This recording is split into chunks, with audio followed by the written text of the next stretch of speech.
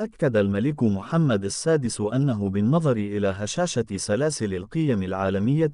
وفي ظل الاعتماد الكبير على الواردات، فإن سيادة المغرب في الصناعة تظل في صلب الأولويات، مشيرا إلى أن الصناعة الوطنية مدعوة اليوم أكثر من أي وقت مضى إلى تعزيز الإنتاج المحلي بشكل تنافسي، من أجل تقليص هذا الاعتماد ودعم قدرتنا على الصمود والرفع من مستوى تنافسيتنا، وترسيخ مكانة المغرب في القطاعات الواعدة.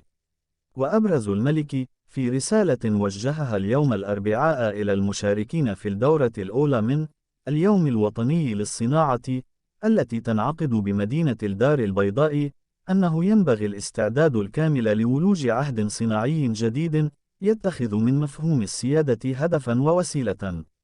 ولكسب هذا التحدي، قال العاهل المغربي في هذه الرسالة التي تلاها وزير الصناعة والتجارة رياض مزور: إن بلدنا يحتاج إلى صناعة تستوعب أنشطة وخبرات جديدة، وتوفر المزيد من فرص الشغل، مضيفا أنه يتعين على القطاع الصناعي أن يجعل من القدرة على توفير مناصب شغل قارة للشباب رهانه الأول. في هذا الصدد، أكد الملك أنه لا سبيل لتحقيق أي طموح صناعي بدون رأس مال بشري يتمتع بالقدرات والكفاءات العالية، مبرزا ضرورة تعميم النسيج الصناعي الجديد لملائمة الرأسمال البشري مع الحاجيات الخاصة للمشاريع الصناعية، وتقوية المهارات التدبيرية.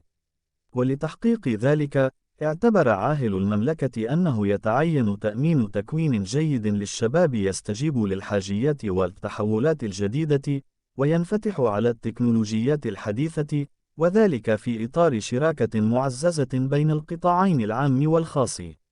ووفقا للرسالة الملكية السامية، فإنه يتوجب أيضا إرساء آليات المواكبة وتوسيع نطاقها، من أجل تعزيز البنية التحتية التكنولوجية والبحث والتطوير داخل المقاولات المغربية،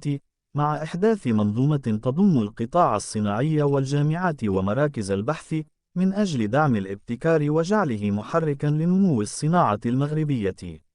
من جهة أخرى، أكد الملك أن هذا الارتقاء المنشود على مستوى الصناعة يستلزم تسريع تحقيق رهان الإنتاج الخالي من الكربون، باعتماد الكهرباء المولدة من مصادر متجددة وبأسعار تنافسية، والرفع من الكفاءة الطاقية. كما سلط ملك البلاد الضوء على ضرورة إسهام القطاع الصناعي المغربي في المحافظة على الموارد المائية، عبر ترشيد استخدام الماء، وإعادة استعمال المياه العادمة، واعتماد التكنولوجيات والحلول الجديدة، مشيرا إلى أن هذا الأمر من شأنه أن يمكن المملكة من أن تصبح نموذجا مرجعيا في مجال أنماط الإنتاج المسؤولة والمستدامة والخالية من الكربون، ما سيتيح استقطاب المستثمرين الأجانب الباحثين عن فرص في قطاعات الاقتصاد الأخضر. واعتبارا لما يطلع به القطاع الخاص من دور بجانب دور الدولة في القطاع الصناعي، ومسؤوليته في رفع التحديات واستغلال الفرص المتاحة، دعا الملك هذا القطاع إلى الاستفادة من الديناميت التي أطلقها الميثاق الجديد للاستثمار، واستغلال التحفيزات المتعددة الموجهة للاستثمار الخاص حسب الجهة، اعتبارا لخصوصيات كل جهة ومواردها ومؤهلاتها، بما يتيح لكل منها إقامة قطب اقتصادي قادر على توفير فرص الشغل، وتحقيق الاستغلال الأمثل للإمكانات الإنتاجية للمجال الترابية.